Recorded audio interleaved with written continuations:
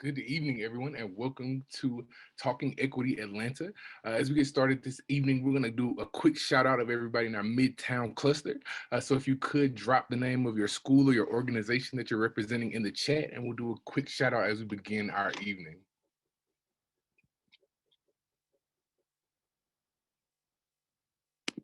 Let me see.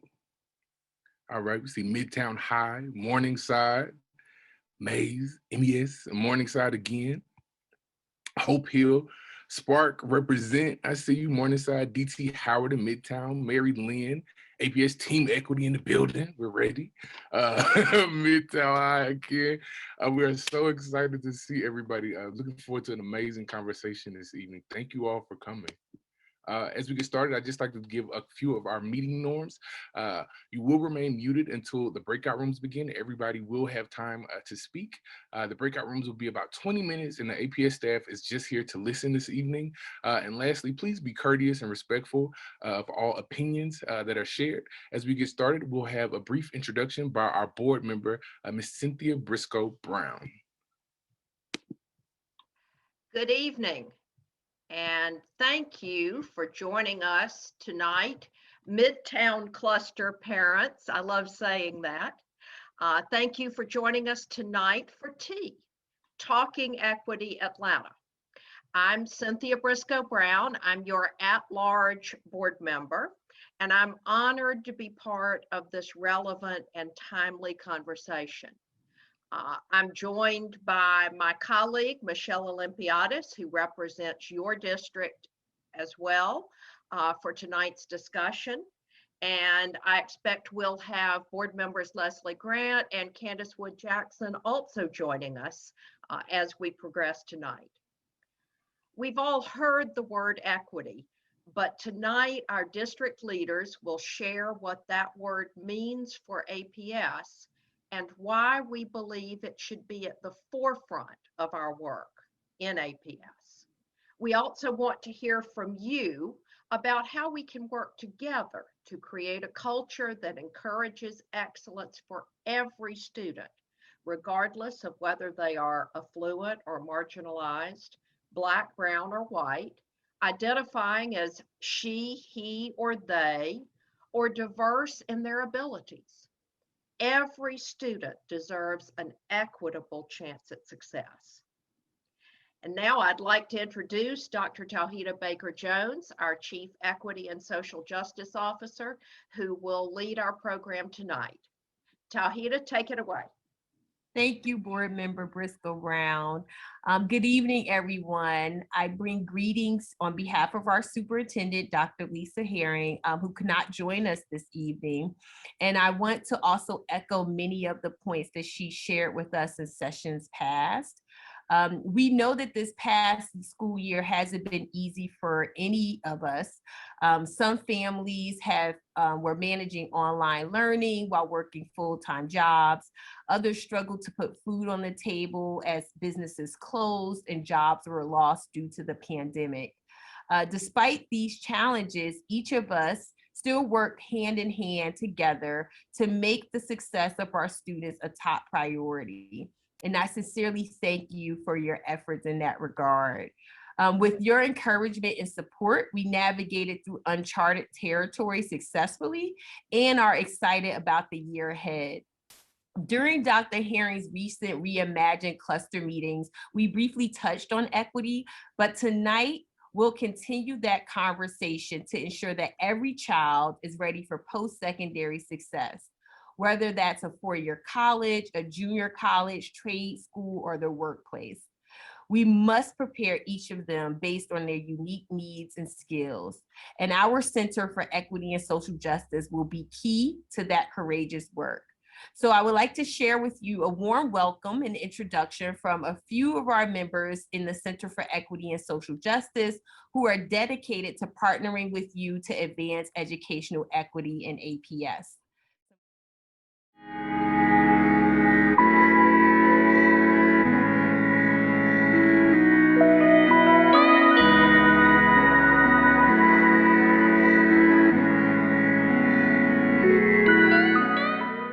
Niao, and greetings. Hola y bienvenidos. Bonjour. Aloha. Namaste. Sawabona. Guten Tag. Marhaban. Ciao. Hujambo. Hello. My name is Quentin Stroud, the Equity Policy Analyst working at the Center for Equity and Social Justice. Mi nombre es Joana García y soy la especialista en la comunidad Latinx en el Centro de Equidad y Justicia Social. My name is Quentin O'Neill, the Coordinator for Supply Diversity with the Center of Equity and Social Justice. My name is Ashley Reese, and I am the Administrative Manager in the Center for Equity and Social Justice at Atlanta Public Schools. My name is Larry Wallace. I am the Executive Director of Federal Programs in the Center for Equity and Social Justice here in Atlanta Public Schools. My name is Deirdre Smith, Organizational Ombuds with the Center for Equity and Social Justice. I'm Rhonda Hudson, the Coordinator of Equitable Student Support Services in the Center for Equity and Social Justice. I am Gina DeVoe.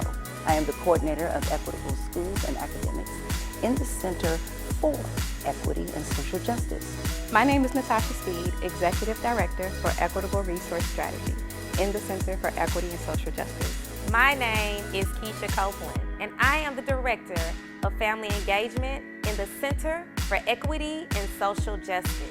My name is Katisha Kennebrew, and I'm the Program Director for Equity Strategy in the Center for Equity and Social Justice at Atlanta Public Schools. I'm looking forward to joining you at T. Bienvenidos al TE. Welcome to T. Welcome to T. Welcome to T. Welcome to T. Welcome to T. Welcome to T. Welcome to T. Welcome to TE. Welcome to T. Hello, my name is Dr. Tauhida Baker-Jones, and I'm the Chief Equity and Social Justice Officer for the Center for Equity and Social Justice at Atlanta Public Schools. Welcome to T. All right. Welcome to Tea, everyone. And we have a few members who weren't featured in that video. So I'm going to ask them to also introduce themselves so that you have an idea of who's in our center and who's here to support you in this work. So if you could come off mute, Emily, and introduce yourself, and then I'll ask Courtney to also do the same. And we will put it in speaker view so that you can do that. Hi, everyone. My name is Emily Ward, and I'm the Coordinator for Equity-Focused Professional Learning. Happy to be here. Good evening, everyone. I'm Courtney Garman, Family Engagement Program Manager. Happy to be here. Thank you both. So, as Dr. Herring has shared previously, at APS, our mission is through a caring culture of equity, trust, and collaboration. Every student will graduate ready for college, career, and life. Along with Superintendent Herring and APS leaders, we are working closely together to plan and strategize what the work of equity and social justice means for every child. To do this, we need your help. Let's look at what we've already committed to doing as an APS family and what our mission is for our work. So our vision is a high-performing school district where students love to learn, educators inspire, families engage, and the community trusts the system. To bring these words to life, equity must be the through line. To reach the mission and vision, we aim to grow each subgroup, not continuously compare each subgroup against one another. We acknowledge that APS has the largest achievement gaps between race and class of students, but we are growing. Achievement for all students grew in ELA and math milestones by 5% between 2017 and 2019, as demonstrated on this graph. And Black students grew by 6% in math and 5% in ELA between that same time. And the reverse trend was true for our Latinx students. Performance for white students also grew roughly 4% in the same subject areas, and their growth was lower than other students because their achievement was higher. But this table shows that additional subgroup student growth occurred for our ELL students, our Asian students, and our students with disabilities. Overall, throughout the city, graduation rate also grew, as you can see from this slide, yet there's still work to be done because there's variation across the board. Here in Midtown cluster, the high school graduation rate increased by 0.5% to 90.9% for our 2020 cohort. The truth is we are making progress, but our progress must be more than incremental. It must be aggressive if we are to ensure that all of our students are successful. And we can only accomplish this with equity as our lens and keeping an intentional focus on every child. So what is equity really?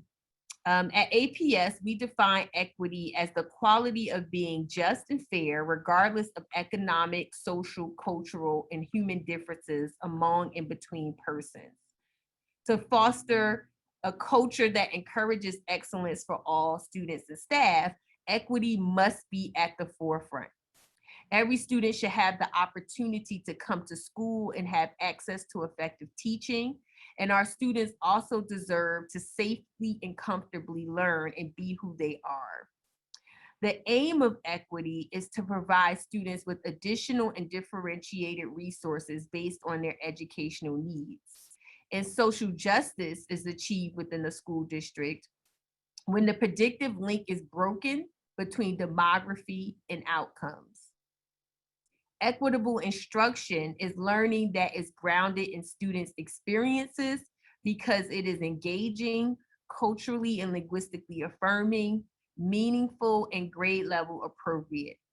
And socially just instructional practices require that students have a voice in the curriculum that mitigates race, class, ability, language, gender, and other boundaries that would hinder access to the curriculum.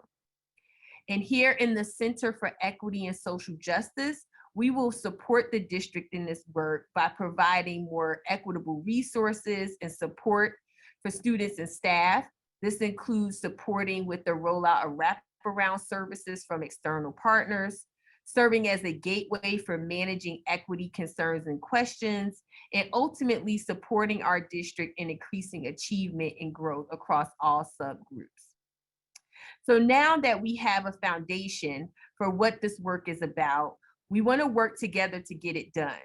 So we've created breakout group sessions for small group conversations because we want the bulk of this time to be hearing from you.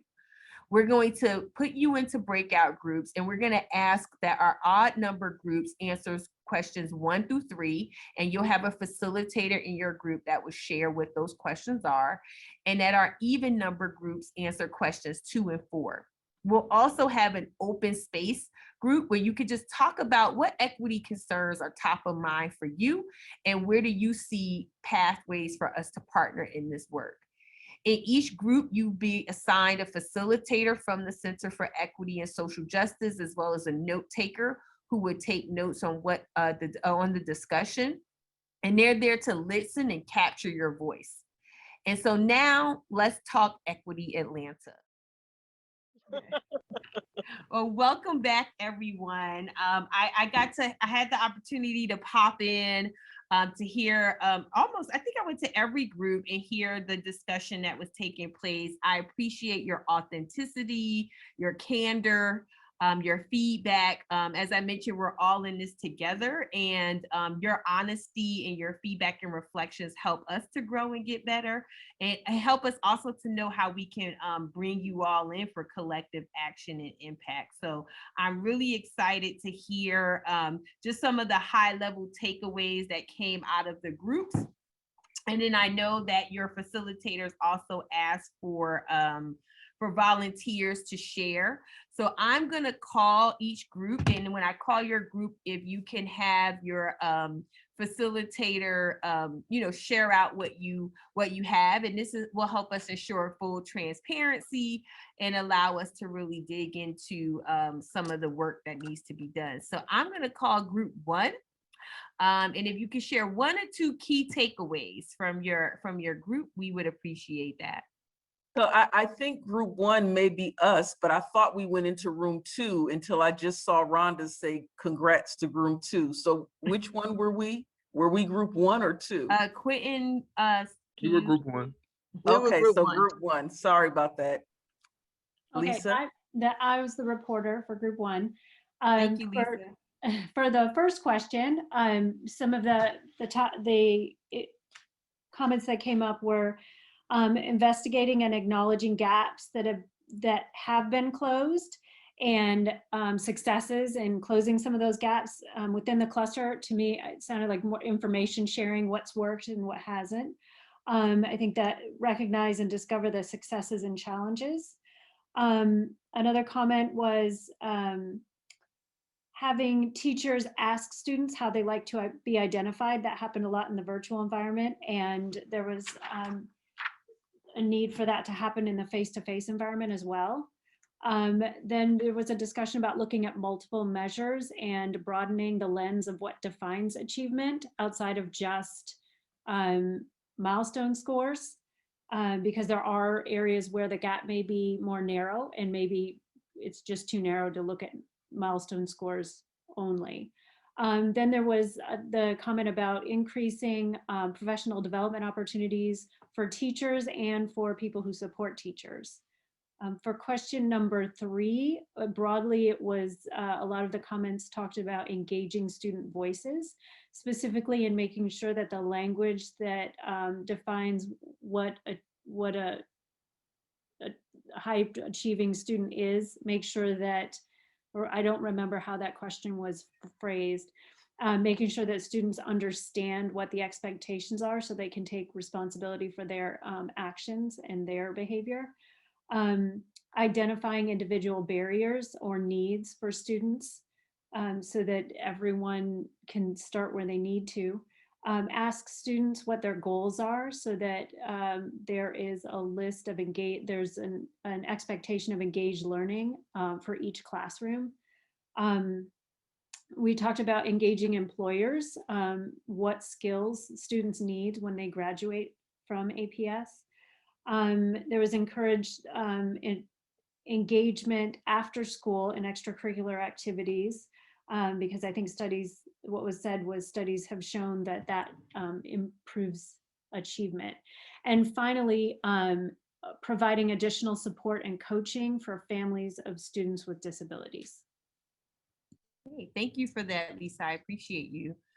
Group 2. Hello, we had such a great discussion. And so I'm gonna go ahead and share out because of just want to make sure that we get everything on tap here. And team 2, group 2, please, if you have to, please kind of unmute yourself and share out. But I just want to give on the first question that we had regarding equitable resources and what's needed. We had several comments on the level of instructions and amount of adults in the building. Need more teachers on South Atlanta. Then we had another comments in regards to not so much as the teachers, but the environment in itself, and recognize teachers can be mistreated in some ways, and teachers are bullied by teachers, and kids are bullied by kids. So there was a lot of discussions around just what makes it equitable in that regards. And in regards to our APS profile as well, we're talking about a lack of counselors. Counselors are needed. They're a little off balance. And the home economic classes and how to manage students in classes in home economics and how to manage money in order to be able to support themselves and take care of themselves outside of school, especially as our students with disabilities. Also create equitable classrooms that are not so much focused on numbers, but so much focused on the child, if you will. Also, we had comments around how the world is changing, looking at generational gaps and how things used to be back in a different generation, where it was okay for students not to turn in homework and it just gets by and it get passed through, as opposed to back when you didn't have a choice. You had to turn in your work, things had to get done, and you were graded based on what you had as opposed to being passed through. And also too, totally agree with counselors and workers in high schools need more help. And of course, if we got to the free expression, there was a lot of expression around equity, around framing children, especially children who are failing. What about who's failing them? And the reframing that from being the students who are failing or failing students to we are failing the students and how that works, and the concern around safety for our kids. And also for not so much as all kids, and this is one that resonated with me, it was not so much for giving equitable support for students with disabilities, or students who are with special education, but of course, students, all students. And that's kind of resonated with us for group 2. If I missed anything, group 2, please chime in and let me know. Thank you for that, Rhonda. Group 3. So for group 3, I'll definitely be doing a share out, and I'll just share about 1 or 2 points that we have, and also I will frame one of the inquiries that we have from one of the parents. But number one, one of the things that we had question 1, which was revolving around the sense of belonging for all students. And one of the biggest takeaways from there is that we should probably include pre-K and at least 1 pre-K class in all of our elementary schools. Is one of the biggest takeaways from there. And then the second question we had was revolving around the characteristics of an ideal APS graduate and the necessary support that's necessary. And some of the discussion revolved around eliminating the distractions within a classroom, in which some of the areas that were highlighted is the unengaged students and how they can become very distracting to the other students as well as the staff. And I believe it was mentioned a little bit earlier about the bullying of the teachers from students. So that incorporates with that as well. And then the open or the inquiry was, does Midtown Cluster or Midtown High School have a humanities organization or club? And that's something I'm not sure if there's a principal or anyone from Midtown that's on that maybe could speak to that. Yeah, Principal Bachman, are you still on with us? Yes. So I think the question is there a humanities club or organization at Midtown High School? Humanities? Yeah. Not specifically humanities, but we have social studies, and then we have all kinds of student diversity groups, but we do have a social studies club. And then we have all these, we have the Muslim club, we have just everything that you can imagine for students' interests. Thank you for that. And as a former high school social studies and English teacher, I'm very excited about the social studies club. Okay, and that was group 3. So now we're on group 4. Good evening, everyone. I'd like to say thank you to everyone in group 4. We had a really informative and robust discussion, and I'm going to turn it over to Susanna Roberts, who will be our reporter for group 4. Thanks, Susanna. Yes, thank you. We spent a lot of time on question 1. A couple of the big takeaways for us were more, as everybody keeps saying, more staff, but also specifically people focusing on the SEL that our students a lot of times have barriers from home that are causing them to not be able to learn as well as they possibly could be. So more staff to work and focus on SEL, what's happening at home, the bridge to school, also all the way down to the caregivers. And so kind of more wraparound services around that. Also, there was a big discussion about the inequities which within our PTAs, our PTOs, and our foundations.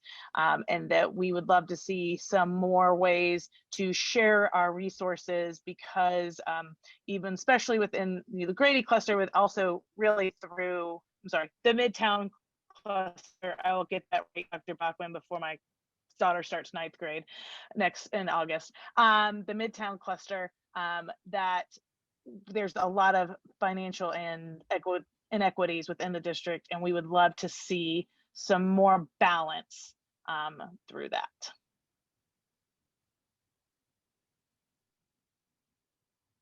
Thank you for that, Susanna. I appreciate you. Group 5. Yes, so group 5, we actually have our board member, Leslie Grant, who would like to lift up a few highlights. There was absolutely amazing insights shared in our group. Way too much to share them all, but board member Leslie Grant, I'll turn it over to you. And we did have a student join us that may want to chime in. So Ms. Sherelle, if you'd like to add to what Leslie shares, definitely feel free to come off mute and share. So Leslie, I'll turn it to you. Sure, thanks much. And I'm not getting to speak. You just asked me to. There's But I just wanted to, we did mention around in terms of basic overall equity of facilities, the need for Hope Hill to receive some love in this next BLOST.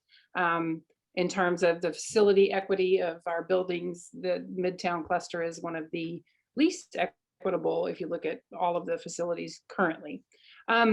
So there points were made around, you know, like in terms of academically preparing our students, early learning. Do we have enough where it's needed? And I heard a comment earlier around, you know, having at least one pre-K in every school. But again, if we have a, you know, if our bucket of resources is limited, let's put those where they're most needed. And I also brought up the point around after school programming to make sure that it's quality, that make sure that it is available where it is needed the most for as long as we can get that. And I want to, Sherelle, and you brought up a really good point around, your daughter did, and again, she can jump in if she wants to, around testing. The point that students who are tested are, you know, like the testing is your entry into, you know, a certain culture of classes.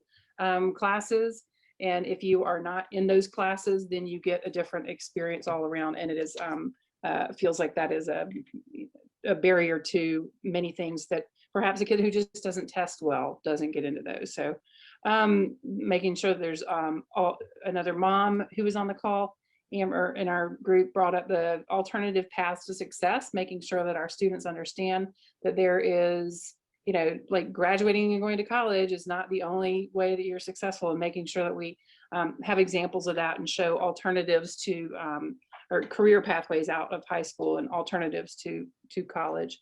Making sure that we have an equity of programming. So if we are, you know, if it is available somewhere, why isn't it everywhere? And making sure that people understand that. And I think the Spanish immersion was brought up in terms of the example there. And yeah, I would love if, again, if Sherelle, your daughter, want to jump in a little bit on this, or anybody else? Yes. Yeah, good afternoon. My name's Angelica, and I recently graduated from Grady High, now Midtown. And I was just saying that there was a lot of placement testing during my time in APS. And I was mentioning that when you do those types of things, you're separating students from good testers to poor testers. And those who are good at testing, you get placed into AP exams or advanced classes, while those who are less fortunate, or at least while testing, they're put into more on-level courses. And those two aspects of the school are so different that you don't really notice the other. Like if you're a basic class, like on-level math, you're not gonna participate in certain events with those who are in AP maths. So if we could, instead of doing placement testing, do what's it called? I don't know, just all around testing, like instead of just standardized testing, perhaps do some written exams or some verbal exams, anything that just bridges the gap between AP and on level, or vice versa. Thank you so much, Angelica. And our group had a lot, so thank you for indulging. I think one last piece, which was a question that one of our parent participants left with us, which I thought was great for the group, which is how can parents really engage and community members really engage in this work, and what support do we need from them? And I just thought that was a very powerful question and takeaway for all of us on the call. So thank you, Group 5, tremendously for all of your input and feedback. And I'll turn it back to you, Tahita. Sorry, can I just one tiny little add-on because of what you just said, and I apologize for not remembering that specifically, but I think it comes down to how we as a district and leadership listen to our school community was the point, and thinking that there are very loud voices in the room and in our community who make very, loud noises. The whole point of this entire operation, this entire department, is to make sure that we listen with different ears than we have in the past, that we're not listening with ears that only hear the loudness of what's happening. Yes, we do have the Go teams and whatnot. Sorry, I just saw that in the thing, but making sure that we are listening for the need, not the noise. So I appreciate that. And I appreciate everyone on this call and for your openness, your honesty, and your willingness to share your thoughts and opinions with us, because we can't do this work alone, and we do have to gauge everyone. We're talking about centuries of systems and structures that we're trying to address, and no one person, department, or division can do it alone. It takes a community to do this work. So thank you all for your time. Thank you for respecting differing opinions and your willingness to be uncomfortable for the purpose of good, healthy conversation and dialogue. That is how we bring about real change. And to find real solutions on behalf of every student that we serve. We agree, right? It'll take hard collaborative work. And you can help in this work by continuing to participate. We will have all calls for action and collaboration. So when you see those, please join in and pitch in. We need all hands on deck to move this effort forward. And you can also help by responding to the survey that we recently shared to your email. We'll also drop the link to the survey in the chat. There are a few other questions that drill down a little deeper on some of these issues that we'll love to hear your thoughts and opinions on. So if you could please complete that survey, that would be very helpful for us. Because again, equity at the forefront is a priority in Atlanta Public Schools, and we are to foster a culture that encourages excellence for all students and staff. And when we achieve this ideal, then we truly will have equity and social justice for all. So thank you all again for attending with us this evening, for even gracing us with this extra 4 minutes of your time. And I appreciate you all for participating in this discussion, and look forward to collaborating with you in the year and work ahead. Thank you.